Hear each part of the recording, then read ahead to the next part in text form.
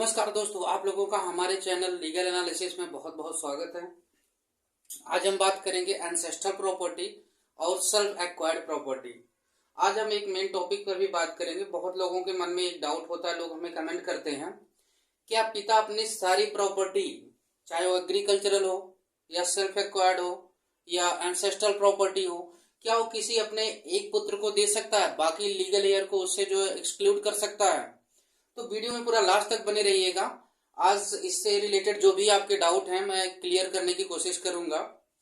तो देखिए, एक होती है एंसेस्ट्रल प्रॉपर्टी, एक होती है सेल्फ एक्वायर्ड प्रॉपर्टी।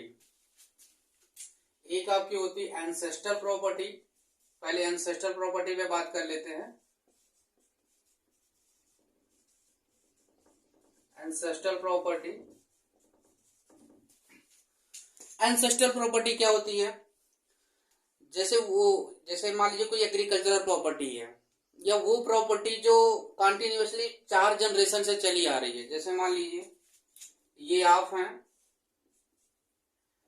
ये आपके पिताजी हैं, ये आपके ग्रैंडफादर जी हैं, ये आपके ग्रेट ग्रैंडफादर जी, ठीक है। कंटिन्यूअसली 4 जनरेशन से चली आ रही हो, 1 2 3, वो भी मेल, ठीक है।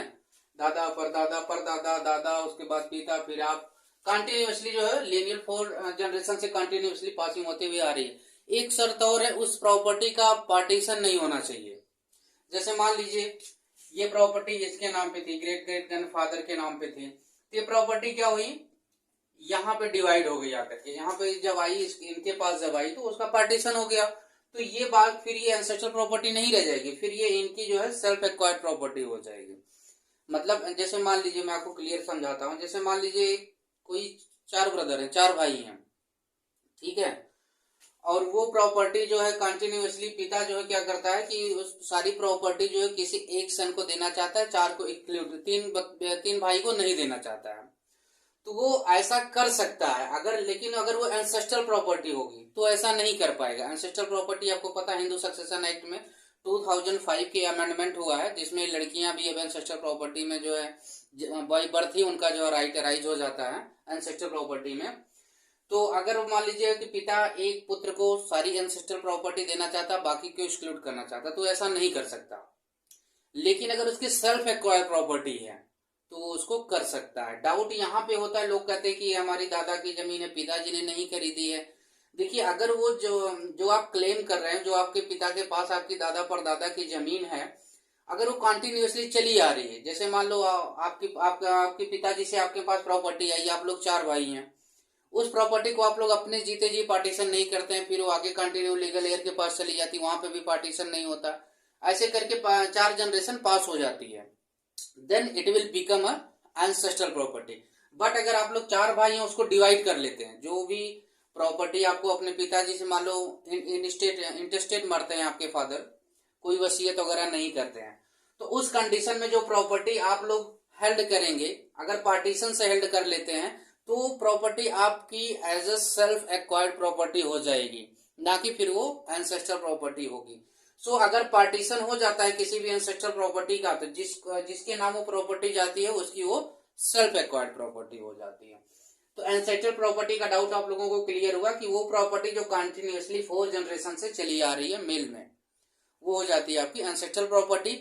एंसेस्ट्रल प्रॉपर्टी में पिता, जितने भी उसके लीगल हेयर होते हैं, वो सब बाई बर्थ से ही उसमें जो है अधिकार होता है, उनका राइट होता है, और पिता किसी एक को दे करके बाकी को एक्सक्लूड नहीं कर सकता। ये होती है एंसेस्ट्रल प्रॉपर्टी की बात। अब हम बात करते हैं दूसरी, self acquired property.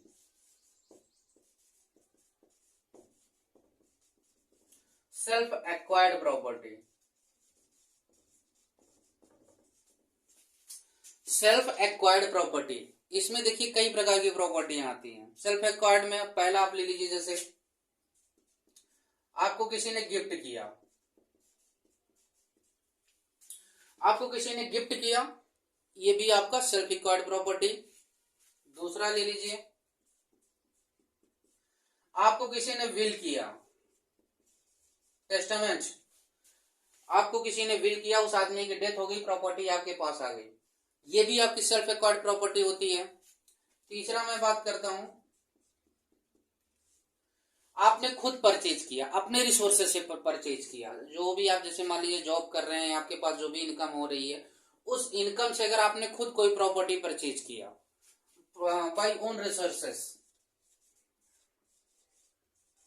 By own resources, ये भी आपकी सेल्फ एक्वायर्ड प्रॉपर्टी हो जाएगी। फोर्थ अगर हम कंसीडर करें तो by legal heir, as a legal air,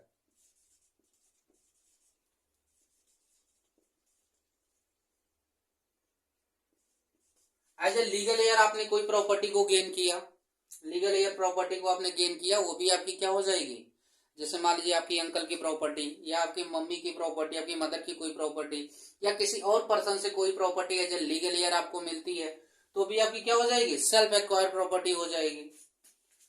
fifth भी अगर हम मान ले जैसे एंसेस्ट्रल प्रॉपर्टी, जैसे अभी हमने बात किया कि अभी 4 पीढ़ियों से लगातार वो चली आ रही थी, जो आपके पिता के पास थी एंसेस्ट्रल प्रॉपर्टी थी। लेकिन आप मान लीजिए 4 भाई हैं, 4 भाइयों ने क्या किया, जब वो जैसे पिताजी की डेथ हो गई, पिताजी ने अगर कोई विल वगैरह नहीं किया है, अगर वो एग्रीकल्चरल प्रॉपर्टी एंसेस्ट्रल प्रॉपर्टी है, पिताजी ने कोई मान लीजिए ना किसी को गिफ्ट किया, ना कोई विल बना के गए हैं, इंटेस्टेट उनकी डेथ हो जाती है बिना कोई विल किए हुए।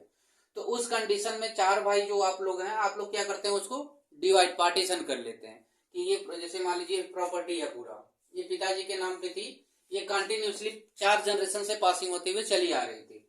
तो जब पिताजी गुजर गए तो ये प्रॉपर्टी क्या हुआ, आप लोग 4 भाई हैं, चारों ने इसको पार्टीशन करा लिया, ठीक है। अब ये जो प्रॉपर्टी होगी, ये चारों भाइयों की अलग अलग सेल्फ एक्वायर्ड प्रॉपर्टी हो जाएगी।